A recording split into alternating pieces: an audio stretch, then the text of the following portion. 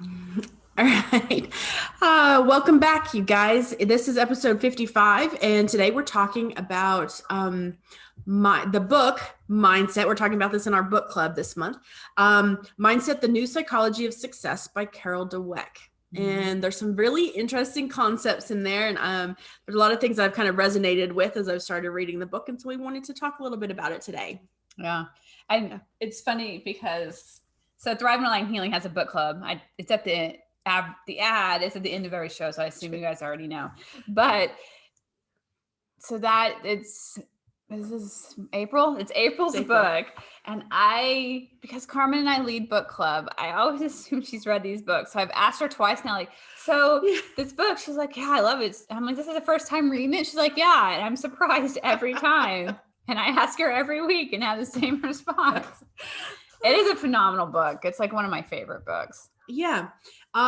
So in this book, she talks about, our mindset, right? Mm-hmm. And she's, I'm only in the first part of the book, but she's laying down the groundwork for understanding how we address challenges as human beings. Okay. Yeah. And as she's describing, and she does experiments, if you will.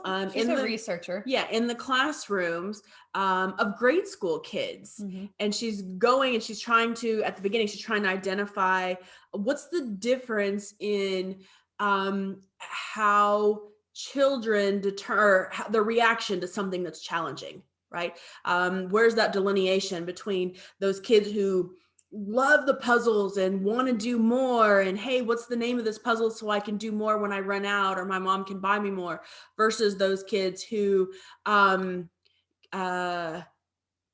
don't want to pursue the puzzles, mm-hmm. right? Or she may give them an easy puzzle or a challenging puzzle, and those children who choose to do the easy puzzle over and over again, versus those who want to do a new and challenging puzzle, mm-hmm. right? And describing the difference between what she's describing, or what she's calling a growth mindset versus a fixed mindset. Mm-hmm. And I just thought that was really interesting, because as I was reading it, I thought, oh, I can see in myself, as I've gone through different phases in my life and different educational scenarios, of how my mindset has changed from fixed to growth to fixed to growth. And I can tell some of the areas that I get stuck in even today. I find myself, I was like, oh, when she described it, I was like, oh, that's my problem. I'm in a fixed mindset when I get frustrated, instead of changing more to that growth perspective that I prefer. Yeah. So let's break it down.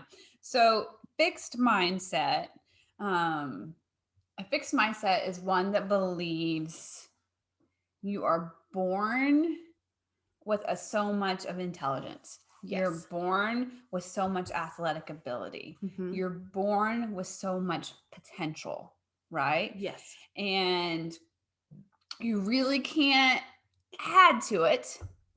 Like, you're just born. A lot of people, I'm going to use a sports analogy because my dad and I are constantly battling about fixed mindsets versus growth. He would say that Michael Jordan was born with an abundance of basketball talent. Okay. That his genes mm-hmm. allowed Michael Jordan to be as talented as he is. Dad does not believe in epigenetics, right? He mm-hmm. has that old school mentality that you're either born with genes or you're not, and they cannot be changed, fixed, right? Yes. Okay. So Carol, Dr. Dweck, she's a psychologist. She's a professor, and so she does a lot of research. Studied this, mm-hmm. and she found that there's also a growth mindset. Growth mindset says some people might be born with a talent. Like little Michael Jordan might have been a little bit more athletic mm-hmm. than little Carmen. Yeah. Okay. However, it was the hours put in practicing the skill that made Michael Jordan who he is. not his talent alone. And that if Michael Jordan hadn't put the hours in, and even though Carmen wasn't born with as much talent and she put the hours in, she would be better. Right. Yes. Yeah. She, from the same thing from a different perspective. She says the same thing, because I was thinking, and I even said it this morning, I was like, when you classify students as, okay, they're in the smart group, and then you have students who have a different learning curve, then we label people, right? We label kids that may even have learning disability. And sometimes that creates a situation so that they don't put more hours in and try harder or move to more that growth mindset to accomplish more, because they've already been labeled that in certain areas. And so if the teachers think that, if the parents think that, then there may not be given opportunities or situation to help them expand out of that fixed mindset. Yeah. Right? Because she talks about the exact same thing with growing your skill set intellectually over time.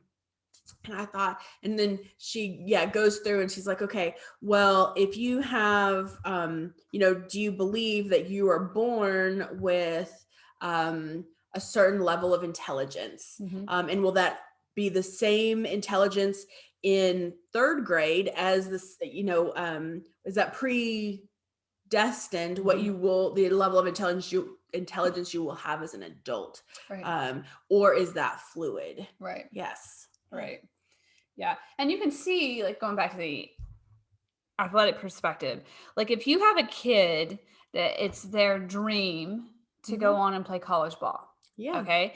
And what's being said, because this is said, I feel like rampantly in our society, that you have to have an anatomy and a bone structure of this to go play college ball. Right. So if you tell a kid that, he doesn't grow up to be 6 foot, he doesn't have medium-sized bones. Yes. Right? Yeah.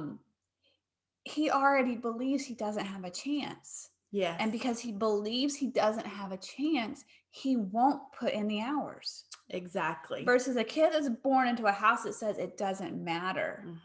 I cannot think of the Doug Flutie. And forgive me, my football knowledge is not fantastic. I think it's Doug Flutie. He was very small. He was only 5 foot something. He was a small frame man. And I'm making an assumption, grew up in a house that said you can do whatever you want. If you want to go play NFL ball, you just got to put in the time. And he believed that, and he put in the time, and the man played in the NFL, being a Caucasian man, under 6 foot and under 200 pounds, I'm sure. Yes. Yeah. So there's no limits, right? Those limits that we create are created within our mind. Right. Yeah. I appreciate that analogy, because you do see that, if people don't have the right build, right? Or if they've got flat feet, or they're not, the stereotypical picture of an athlete, then often they're not encouraged to try to put in the hours, right? They've got to find that desire within themselves, because oftentimes their environment, school, teachers, even coaches to a certain extent, parents don't always foster that drive that kids may have, based on that stereotype. Right. Yeah. So they're shaping whether that child is going to have a fixed mindset or a growth mindset. Right. Yeah. Right. Like, we're always in awe of these like professional athletes, college athletes that are multidimensional.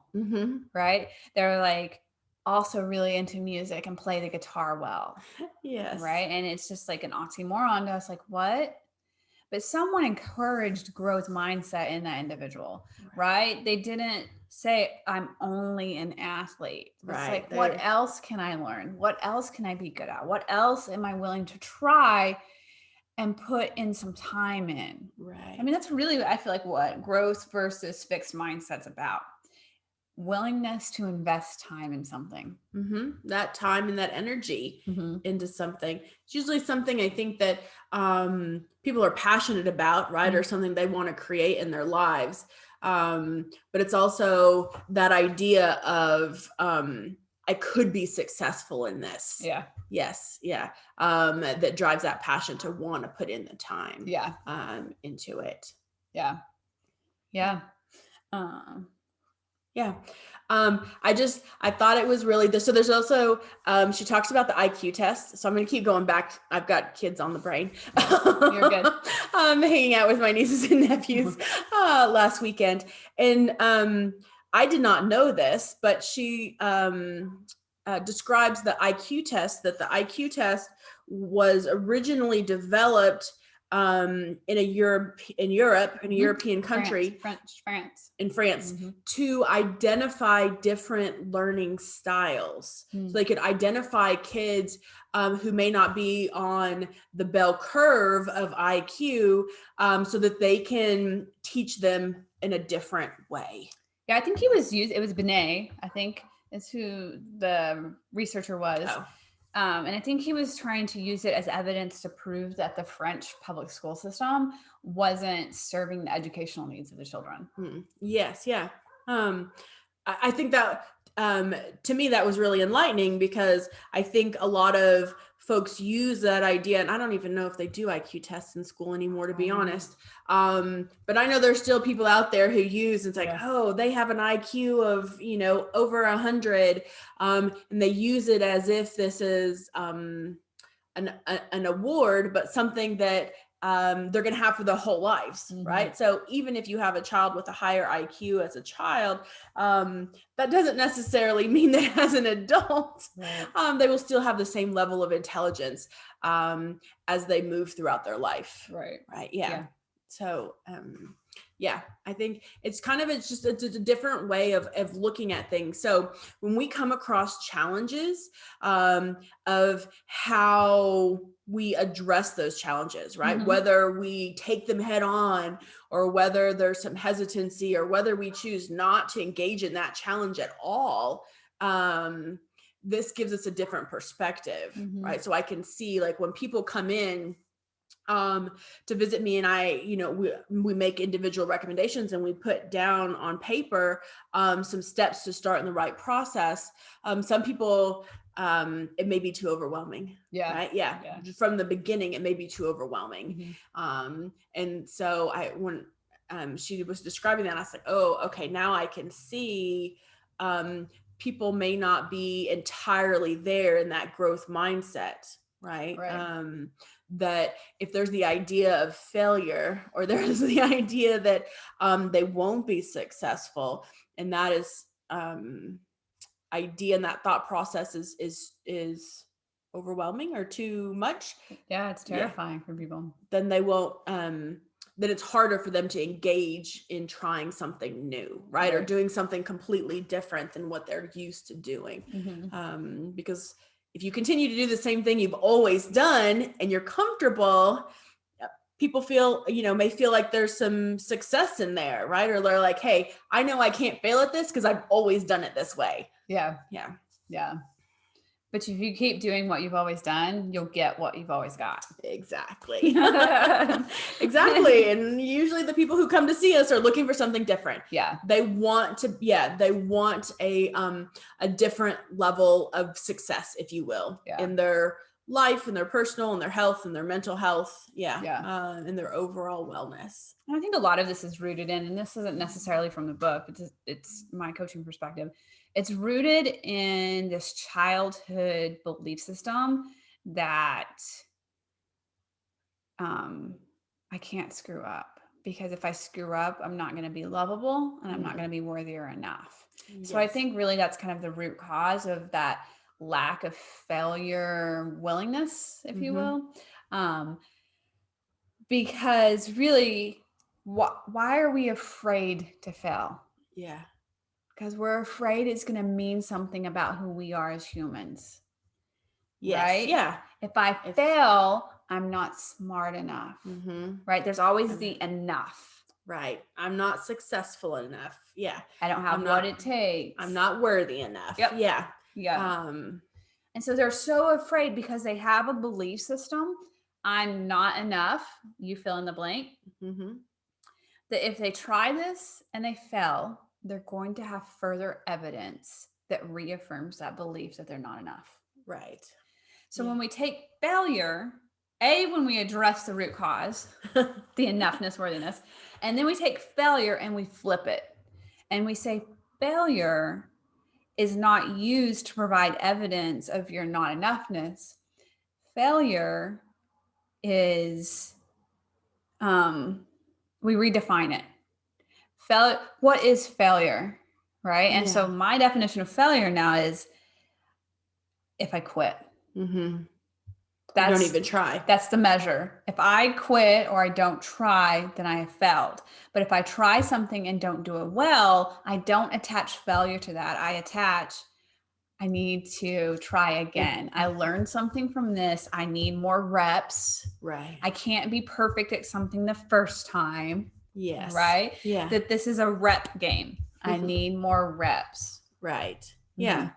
I think when you reframe it that way, you're taking that weight of the fear of failure. You're taking that weight of being worthy completely out of the equation, right? Yeah. So then it becomes neutral. Then it becomes a neutral event that you're trying at instead of this added weight of, okay, if I this added weight of fear and looking for worthiness. Yeah. Yes. Yeah. Yeah. Yeah. I think that especially as adults, sometimes we can get that fear of failure, that fear of the unknown, right? It's like, I'm not gonna, and especially we see this in that fixed mindset. They may not want to try something different because the outcome is unknown. Right. I mean, you've seen how we've lost our minds over the pandemic with all this unknown, and how humanity has just really displayed all of the emotions that have been lying underneath this whole time. Yes, that's true. It's shed a light on a lot of different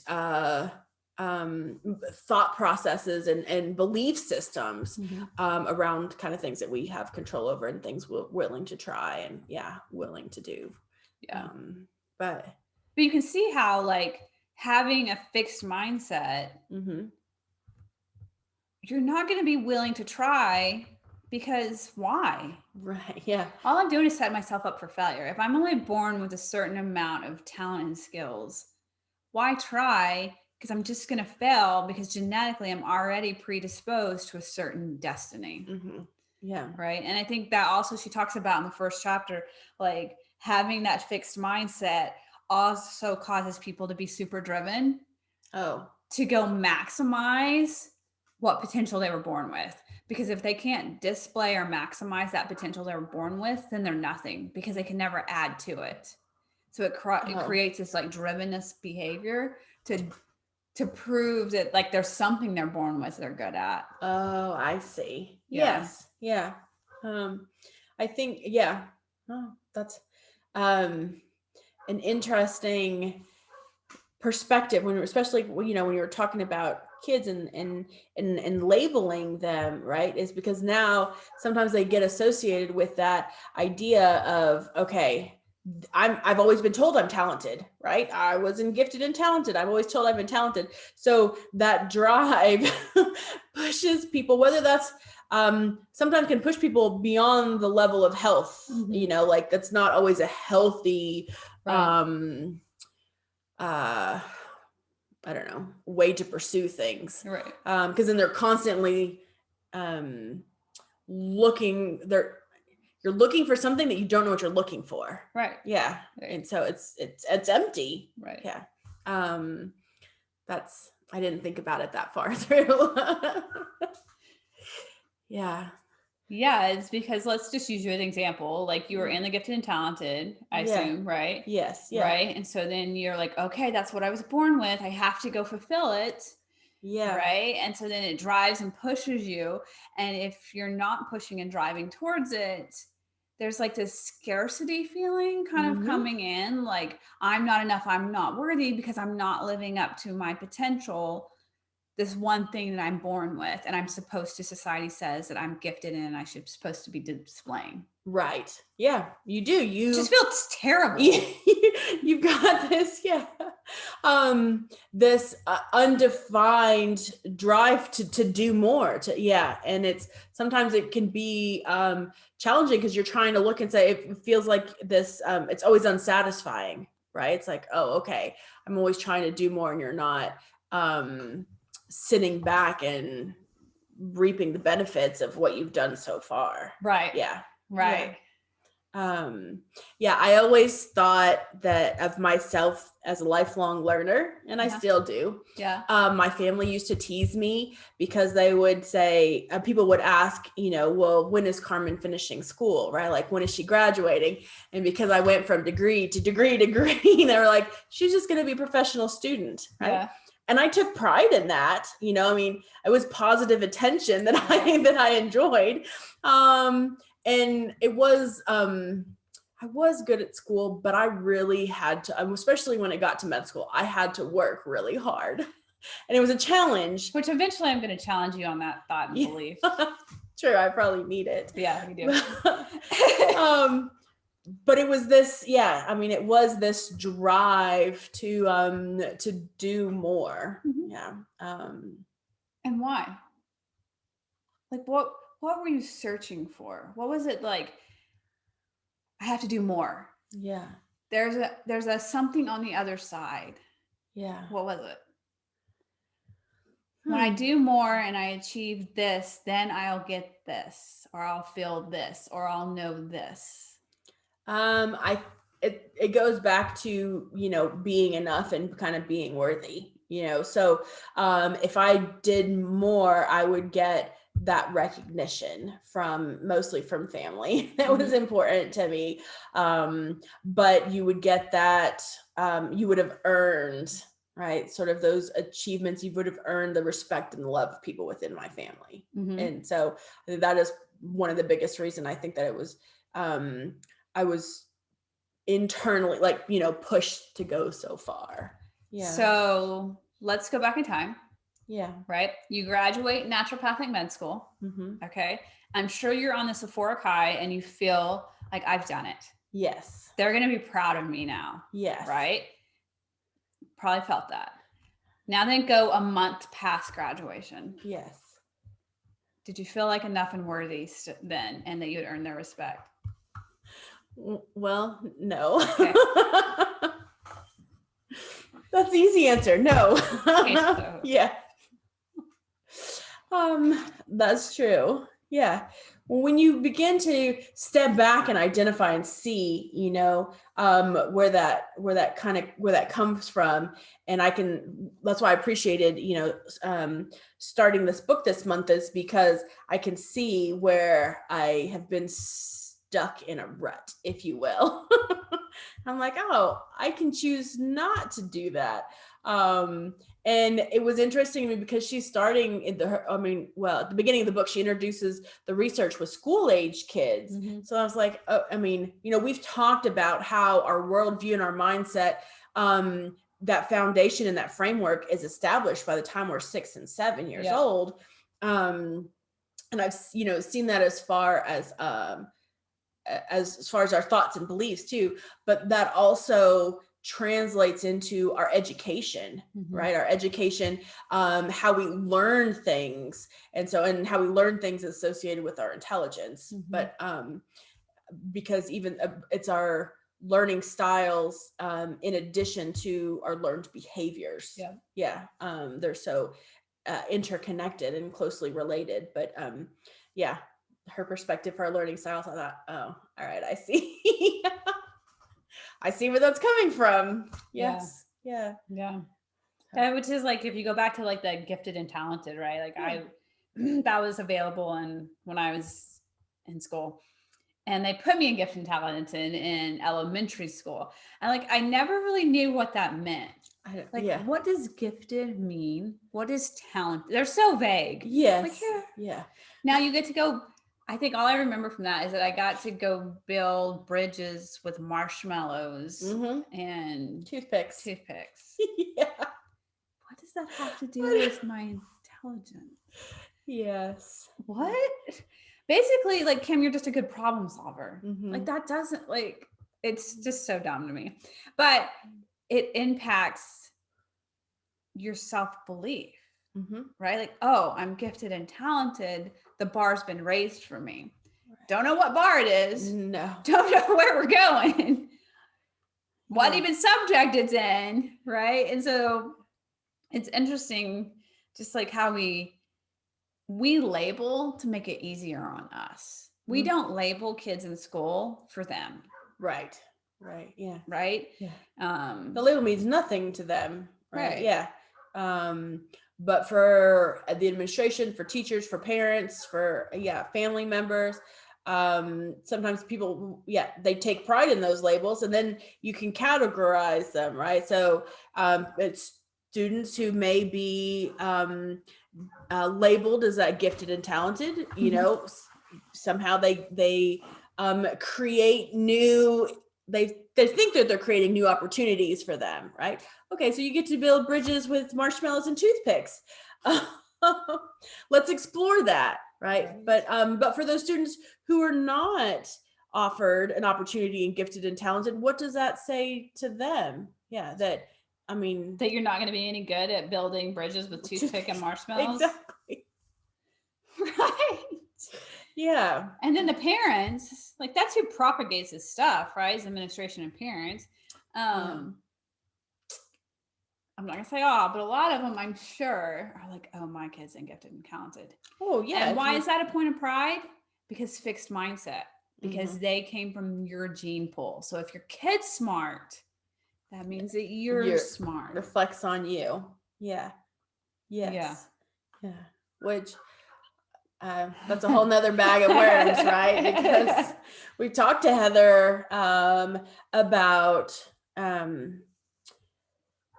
parents parents believing their worthiness is based on their child's success, which is a different perspective. Right. I don't know that it's a healthy one. But yes. Yeah. And I think that parents, when they fall into that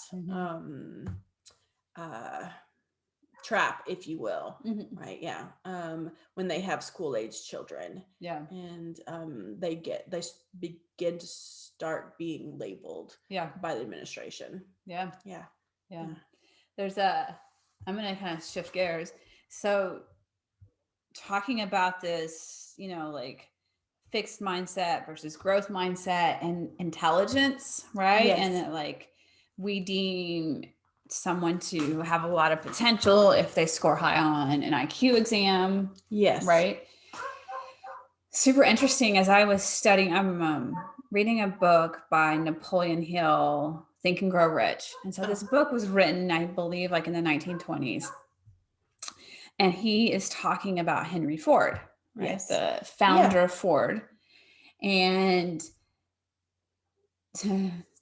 I love this story. It's sad. It's a sad story to me, but I love this story. So Henry Ford, I believe, he dropped out of elementary school. Okay. So he didn't even go through junior high, I believe. Yeah. And he knew how to be resourceful, right? So he had an idea of making a car and an engine. And so he just kept challenging. He found engineers to do it, and he kept challenging to make them. And they would tell him it's impossible. And he'd say, no, it's possible. Go figure out how, right? We all know they eventually figured out how. Well, during his time, some lawyer court system, I don't remember the exact story, brought him to court to prove that he wasn't intelligent because he didn't have a formal schooling. Right? Yes. So he is on the stand and they're questioning his intelligence. And so they're giving him these lawyers are giving him this just dumb questions, right? Yeah. That they know he won't be able to know because he didn't finish his schooling. And their whole objective is to prove that he's not smart or competent. Okay. And he asked the lawyer at the end, and I'm going to butcher this. So if you want to know the story, I can tell you it's in that book, Think and Grow Rich. He asked the lawyer, is it like, I might not have finished all the schooling, but perhaps an intelligence of a man is his ability to go find people that are smarter than him and surround himself with those people. Because I may not be able to answer all your questions, but I can go find someone and find the answer to answer your question. Right. So what is more valuable? Yeah. And I loved that story because it proved he wouldn't have scored high. Yeah. Right? He dropped out of elementary school. Yes. But he's one of the most successful men in the United States history. And he has a different type of intelligence. No, he couldn't answer all the questions. Yeah. But he could go find the answers to the questions and he knew how to resource that out. And that is valuable as well. Oh, that's very valuable. Yes. Yeah. I love that story and I appreciate it because it shows, I think sometimes we get caught into this idea of intelligence being like, book smart, right? If people succeed in school, and I mean, we still do it. If you take the ACTs or the SATs, right? The MCATs, you take the GREs, you're taking all these standardized tests to prove your book smart or your level of intelligence to move up in higher education. And so, but that's not the only way to be successful, right? Or to get ahead or to find that success in different areas of our lives is that you don't need to, you may not need, or you may not know the answer, but if you know how to be resourceful to get the answers, right? Or to problem solve or to be that, creative and be willing to try, I think, underlines this idea of this growth set, and not getting sort of sucked into our,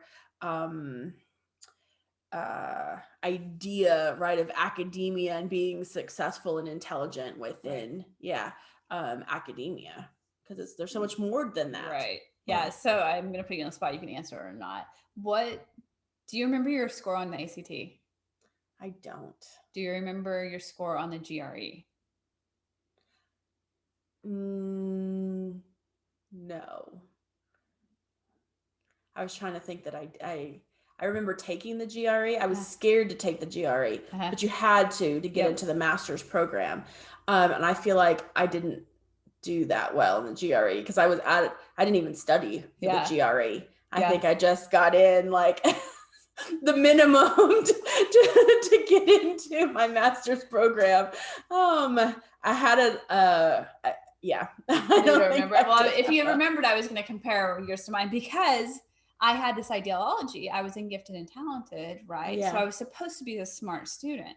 Yes. Right. And I go and I take the ACT and I had a belief back then that I couldn't do math. Well, the ACT requires math. Yes. Right. So I took it like 2 or 3 times.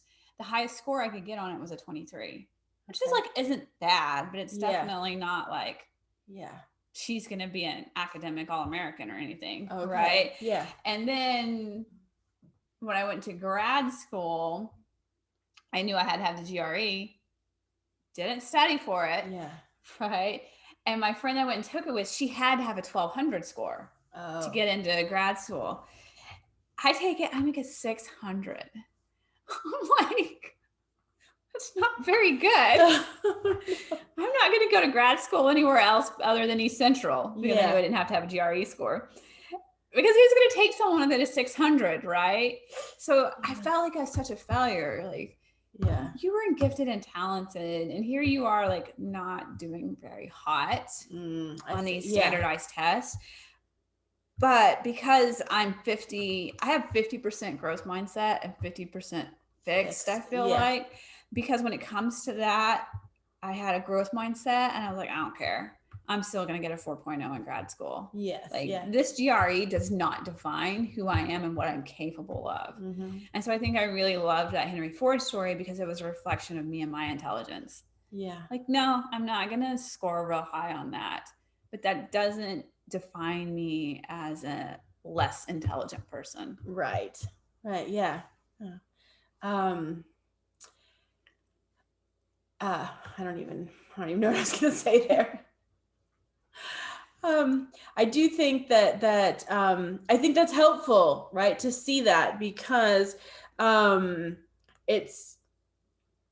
I also think that's a good reflection of your growth mindset because I think if somebody was in a fixed mindset in that situation, they may not have continued on, right? They would have been limited by that test score, been like, okay, this is as far as I'm going to go, right? And then they may not be able to find that desire to try a different field because they already feel like a failure, right? Yeah. And I think that's what I'm realizing as I'm reading this book is it's a spectrum, just like anything else, right? Oftentimes we're not 100% growth and 100% fixed.